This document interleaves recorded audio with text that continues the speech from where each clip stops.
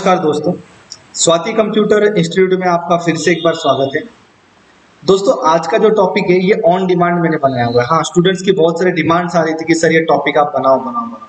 तो आज का जो टॉपिक है हमारा बहुत इंटरेस्टिंग है। उस टॉपिक का नाम है हमारे कि हमें कौन सा कंप्यूटर लेना चाहिए।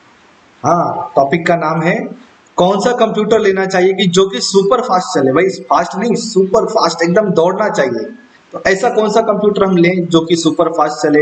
बार बार कंप्यूटर्स के हैंग्स होने की प्रॉब्लम आती है। बहुत बार लोग कंप्यूटर खरीद लेते हैं, बाद में मुझे आके बोलते हैं सर हमारा कंप्यूटर हैंग हो रहा है, बार बार रुक जा रहा है, बार बार रिस्टार्ट मार दे रहा है, मतलब बड़ी प्रॉब्लम, बड़ी दिक्कत आ रही है। तो सर हमें कौन सा कंप्यूटर लेना चाहिए, आप जरा बता दीजिए।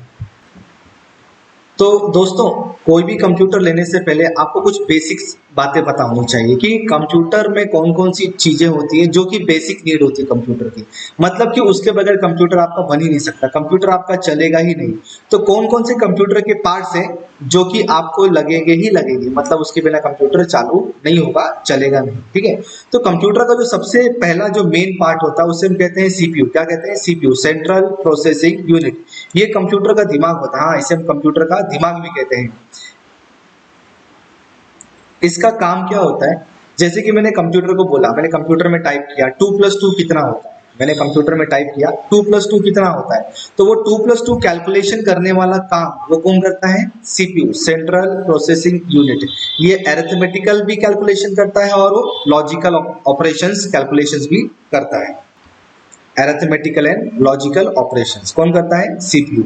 इसके लिए हमारे कंप्यूटर का सबसे मेन पार्ट होता है। अगर आपके सीपीयू की स्पीड अच्छी है, सीपीयू अच्छे क्वालिटी का, अच्छा जनरेशन का है, तो मान के चलिए आपके कंप्यूटर के हैंग होने की शिकायत बहुत कम हो जाती है। ठीक है, उसके बाद जो हमारा अगला पार्ट है जो कि बहुत इंपॉर्टेंट है उसे हम कहते हैं मदरबोर्ड। हाँ, इसे हम मदरबोर्ड कहते हैं, मदरबोर्ड।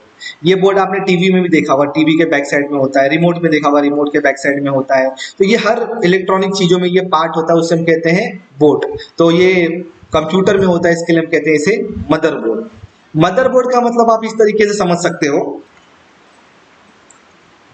मदरबोर्ड का एग्जांपल आप इस तरीके से समझ सकते हो, जैसे कि ये देखिए यहाँ पर, ये गाड़ी की चेसी है ना, इसको चेसिस कहते हैं हम लोग। हर गाड़ी में चेसिस होता है।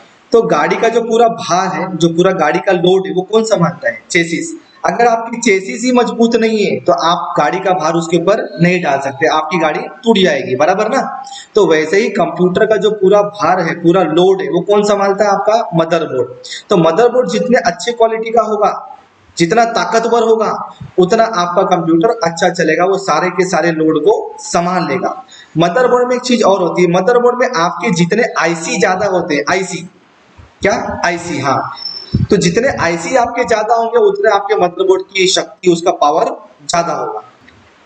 आईसी का मतलब होता है, आईसी का मतलब होता है इंटीग्रेटेड सर्किट।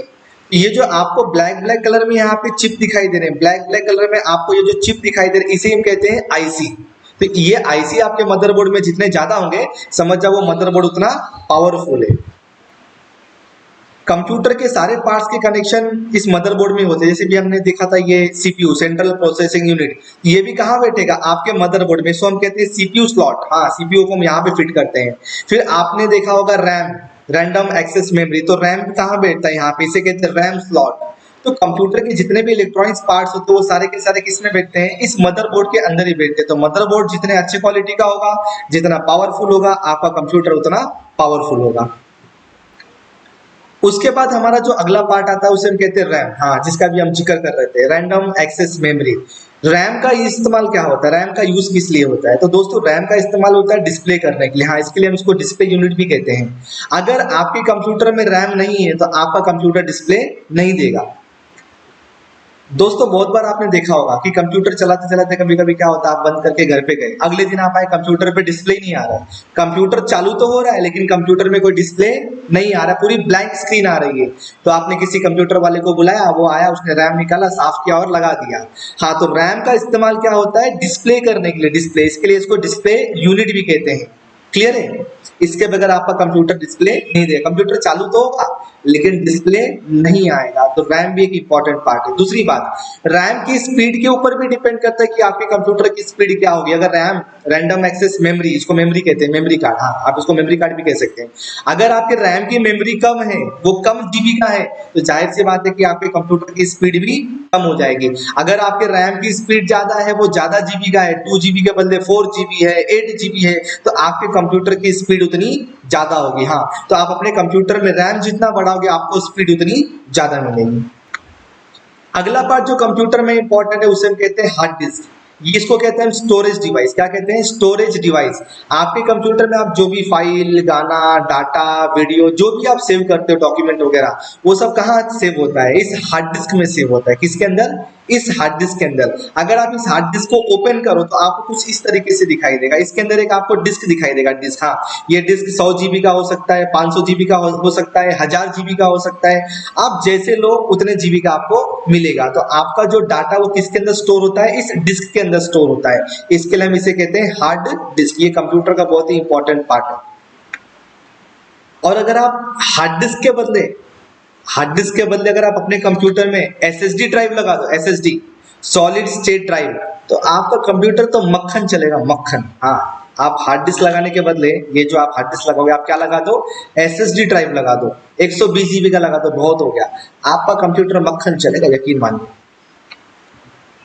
उसके बाद कंप्यूटर का जो अगला पार्ट है जो कि इंपॉर्टेंट है, वो होता है SMPS, switch mode power supply.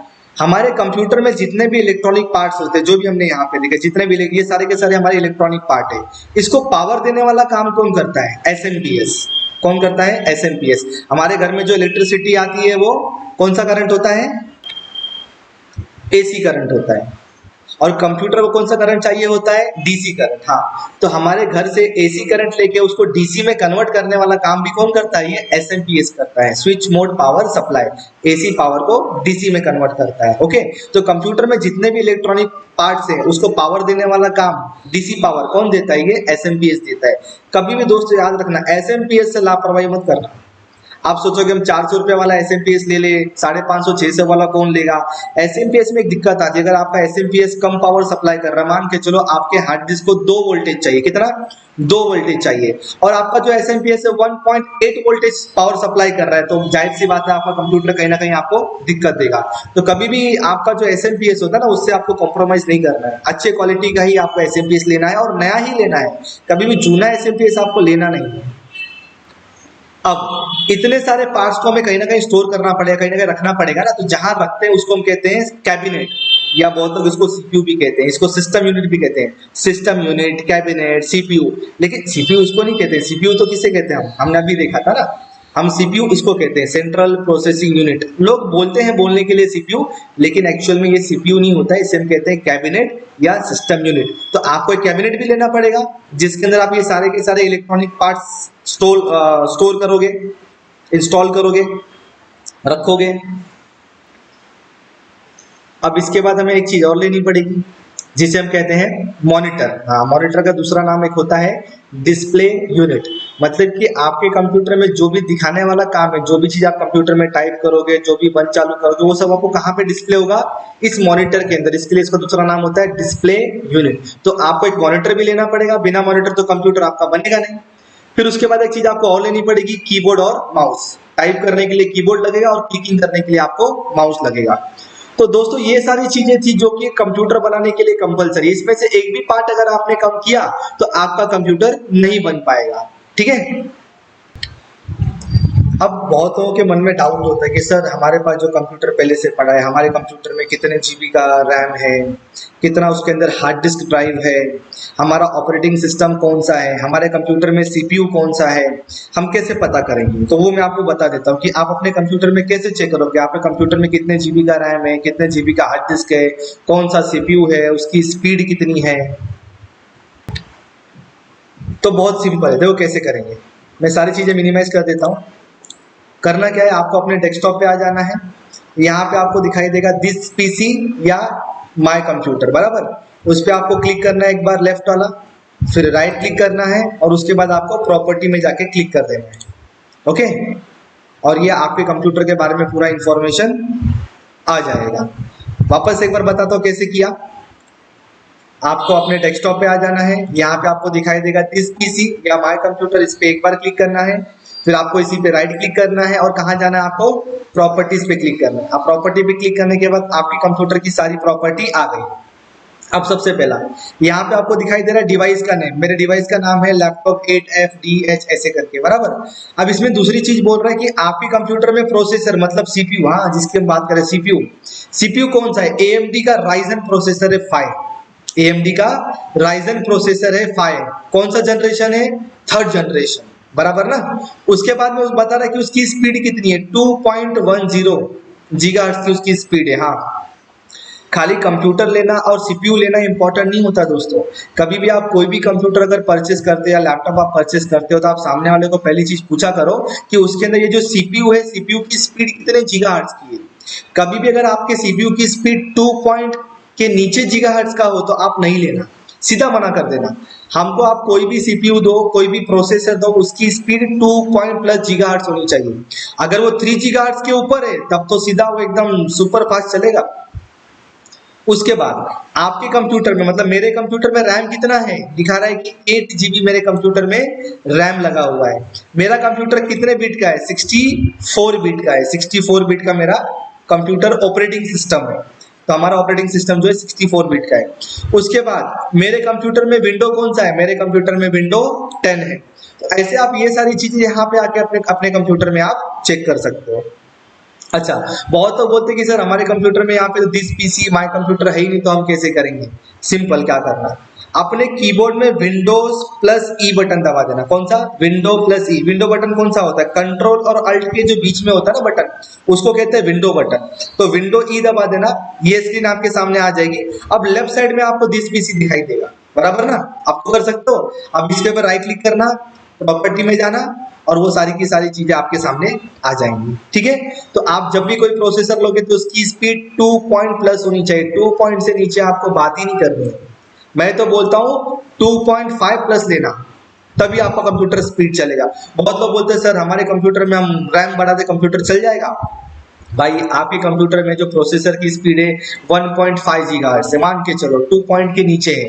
आप 4 GB लगाओ चाहे 8 GB लगाओ, आपको जो स्पीड चाहिए ना बूस्ट करने की वो आपको उतनी स्पीड नहीं मिलेगी। तो कंप्यूटर की स्पीड खाली एक चीज के ऊपर डिपेंड नहीं करती है, आपका प्रोसेसर कौन सा है उसकी स्पीड कितनी है, रैम कौन से कंपनी का उसकी स्पीड कितनी है, आपका मदरबोर्ड कौन से कंपनी का उसमें कितने आईसीज लगे हैं, तो ये सारी चीजें डिपेंड करती है कंप्यूटर की स्पीड के अंदर। ठीक है, तो अब हम अपने आखिरी टॉपिक पे आते हैं कि भाई कंप्यूटर सस्ते में सस्ता हम कैसे ले सकते हैं, है ना, कि high speed computer, super fast computer चले, हमारा पीसी हैंग नहीं होना चाहिए, हमको बार बार तकलीफ नहीं होनी चाहिए। तो अच्छे से अच्छा कंप्यूटर कम से कम दाम में हम कितने भी ले सकते हैं, बराबर ना। तो अच्छा कंप्यूटर कौन सा आप ले सकते हो, तो मैं बताता हूँ। सबसे पहले आपका जो सीपीयू है आप कम से कम i3 लो, i3 के नीचे नहीं जाना। डुअल कोर होता है, कोर टू ड्यू होता है, फिर i3 i5 i7 ऐसे अलग अलग होता है। तो dual core core two duo में तो आप जाओ ही मत, आपको लेना है ऑफिस वर्क के हिसाब से तो आप कम से कम i3 में जाओ। ठीक है, i3।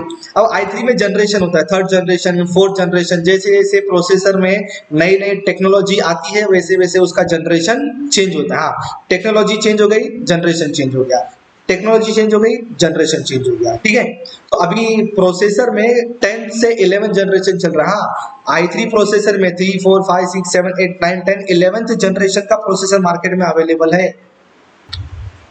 दोस्तों मेरी बात एक मान लीजिए, आप कभी भी आपको कोई नया कंप्यूटर परचेस करना होगा ना तो आप प्रोसेसर तो कभी भी नया मत लीजिए। हाँ, क्योंकि प्रोसेसर ना कभी खराब ही नहीं होता है।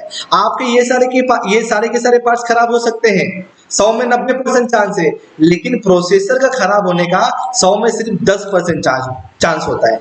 कोई भी प्रोसेसर जल्दी खराब नहीं होता है। हाँ, तो मैं तो बोलूंगा आप i3 में जनरेशन जूना लोगे तो भी चलेगा, 3rd जनरेशन 4th जनरेशन, क्योंकि जनरेशन लेटेस्ट वाला होगा तो उसकी प्राइस भी ज्यादा होगी, है ना। तो आपका जो काम है 3rd जनरेशन 4th जनरेशन में हो जाएगा।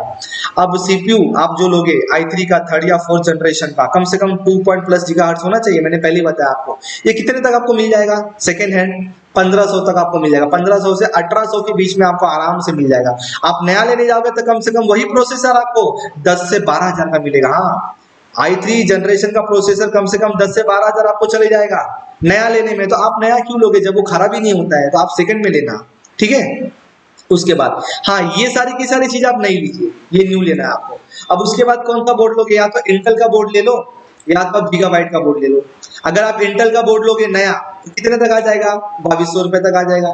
8 GB रैम लोगे नया, 8 GB रैम किंगस्टन का ले लो, WD का ले लो, ठीक है, तो कम से कम कितने में आ जाएगा, 2500 तक आ जाएगा नए में नया। उसके बाद मैंने आपको जो बोला SSD ड्राइव ले लो, हाँ हार्ड डिस्क के साथ में क्या ले लो, SSD drive, solid state drive 120 GB का ले लो। आपका कंप्यूटर तूफान की चलेगा, तूफान तूफान।